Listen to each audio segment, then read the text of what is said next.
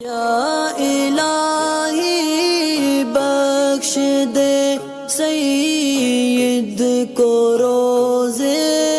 حشر تو۔ ایسے تو دو سوال ہیں بٹ دونوں کا جواب میں ایک ہی ویڈیو میں دے دیتا ہوں۔ سوال یہ ہے کہ فیملی میں کون کس کا موبائل فون چیک کر سکتا ہے، کس کو ادھیکار ہے کہ کسی کا فون اٹھا کے چیک کرے۔ دوسرا یہ کہ کون مرنے کے بعد کسی مرحوم کے موبائل کو چیک کر سکتا ہے۔ تو فیملی میں پہلی بات تو کسی کا فون چیک کرنے کے لیے ایک ریزن ہوتا ہے کہ اگر کوئی کسی کا فون چیک کرتا ہے تو کچھ نہ کچھ وجہ ہوتی ہے یا کوئی شکایت ہوتی ہے یا پھر کچھ ایسے معاملات ہوتے ہیں کہ جس کی وجہ سے مجبوری میں فون چیک کرنا پڑتا ہے۔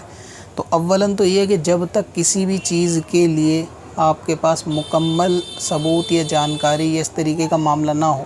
تو بلا وجہ فیملی میں کسی کے اوپر بھی شک کرنا یہ ناجائز اور گناہ ہے، اور یہ بہت سارے گناہ کے دروازے بھی کھولتا ہے، یعنی بدگمانی، غیبت، حسد کے دروازے بھی کھولتا ہے۔ تو اولاً تو اس سے ہی بچنا چاہیے کہ بے وجہ کسی کے اوپر اپنی عقل سے شک کرنا یا اپنی عقل سے قیاس کرنا، اندازہ کرنا۔ کوئی فون پہ بات کر رہا ہے تو شاید یہ غلط بات کر رہا ہے، یا کوئی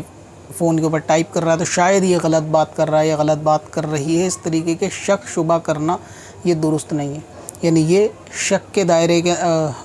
بدگمانی کے دائرے کے اندر ہے جو کہ ناجائز اور گناہ ہے۔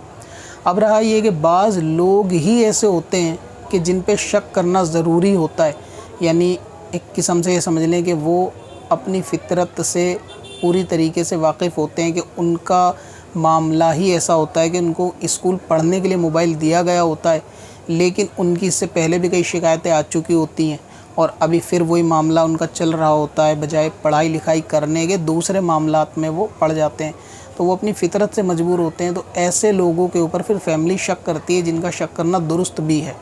یعنی بدگمانی کے دائرے میں تو وہ آئے گا کہ جو بے وجہ شک ہو، لیکن جو با وجہ ہو کہ اس کے پیچھے ریزن ہو تو پھر وہاں شک کرنا یا موبائل کا چیک کرنا وہ درست ہے۔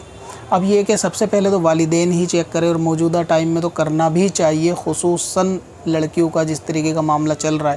کہ اگر ان کے پاس کوئی ایسا بزنس نہیں ہے تو ایسی کوئی ضرورت نہیں ہے، یا ان کا کوئی اسکول کالج پڑھائی نہیں ہے، تو ان کے فون کے اندر سوشل میڈیا کے اپلیکیشن یا واٹس ایپ کا ہونا، جس سے پھر وہ غیر مسلموں سے کنیکٹ ہونا، گھر سے بھاگ جانا اور کفر اور شرک میں پڑ جانا وغیرہ معاملات آگے بڑھ جاتے ہیں۔ تو اگر کوئی ایسا معاملہ ہے کہ پیرنٹس کا حق ہے کہ وہ اولاد کا فون کبھی بھی چیک کر سکتے ہیں، اگر ان کو لگتا ہے کہ ایسا ہے تو ان کو فون چیک کرنے کا حق ہے۔ ٹھیک ویسے ہی ان کے بعد جو ہے وہ بڑا بھائی باپ کا درجہ رکھتا ہے تو اس کا بھی پھر حق بنتا ہے، اگر اس کو لگتا ہے اس کی پرورش میں چھوٹے ہیں اور ان کا اس طریقے کا کوئی معاملہ شکایت ہو تو پھر اس کو بھی حق ہے فون چیک کرنے کا۔ بے وجہ شک کی بنیاد پر آپس میں جو چھوٹے بہن بھائی ایک دوسرے کا یا ہسبینڈ وائف ایک دوسرے کا فون چیک کرتے ہیں وہ شک کی بنیاد پہ نہیں ہو سکتا۔ اسی طریقے سے بیوی کا فون شوہر بھی چیک کر سکتا ہے، یا شک ہے تو شوہر بیوی کا بھی چیک کر سکتی ہے کہ بھئی موبائل کے اندر کوئی ایسی بات یا کوئی ایسی معاملات کے جس کے اوپر اسے شک ہو یا جس کے اوپر اسے ڈاؤٹ ہو کہ ہاں ایسا کچھ گڑبڑ والی بات ہے اور چیک نہ کرنے سے فتنہ پیدا ہوگا، تو اس کو چیک کرنے کا پھر حق ہے۔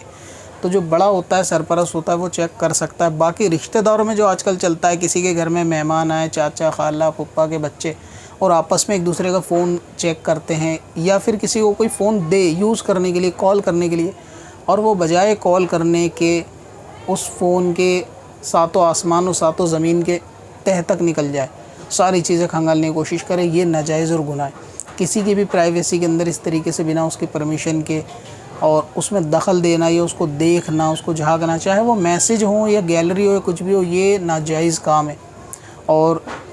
بندے کو کسی کو بھی اس طریقے کا کسی بھی پرائیویسی میں ایسا نہیں کرنا چاہیے، اور یہ موبائل کے ساتھ خاص نہیں ہے، یہ لیپ ٹاپ کے ساتھ بھی، ٹیبلیٹ کے ساتھ بھی، اور کمپیوٹر اور سسٹم وغیرہ کے ساتھ بھی ہونا چاہیے۔ تو اس لیے آپس میں اس طریقے سے ایک دوسرے کا فون چیک نہیں کرنا چاہیے، مگر جہاں ضرورت ہو، اور وہ ضرورت میں نے بتا دی، تو اس دائرے میں کیا جا سکتا ہے۔ اور ہم مرحوم کے لیے کہ جس کا انتقال ہو جائے، دنیا سے رخصت ہو جائے، کوشش یہ کرنی چاہیے اگر اس کے فون میں کوئی ایسی ضروری جانکاری ہے،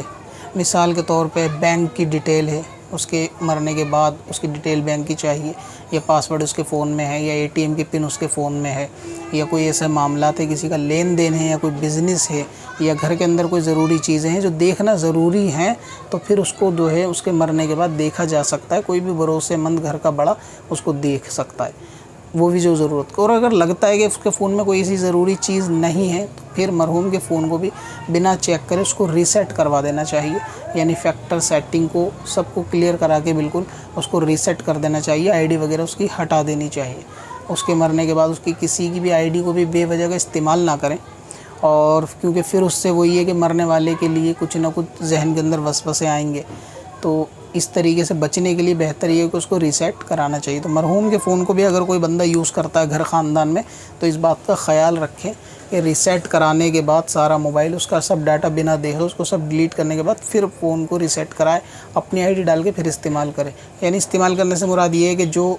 इस्तेमाल करने का अगर हुक्म उसका होगा तो इस्तेमाल करें, जबरन इस्तेमाल करने का हुक्म नहीं होगा तो इस्तेमाल नहीं किया जाएगा। बाकी ये कि जो ज़रूरत की चीज़ें हैं अगर वो निकाली जा सकती है, फ़ोन में ज़रूरी हैं तो उनको भी निकाल सकते हैं। अब अपनी ज़रूरत के लिए आसान वजीफ़ा तलाश करना हुआ और भी आसान। विजिट करें wazifa.smswarsi.com पर और अपनी दीनों दुनिया की भलाई के लिए पाएं ढेरों आसान वजीफ़े। कब से अपनी खताओं का शुमारा जाएगा।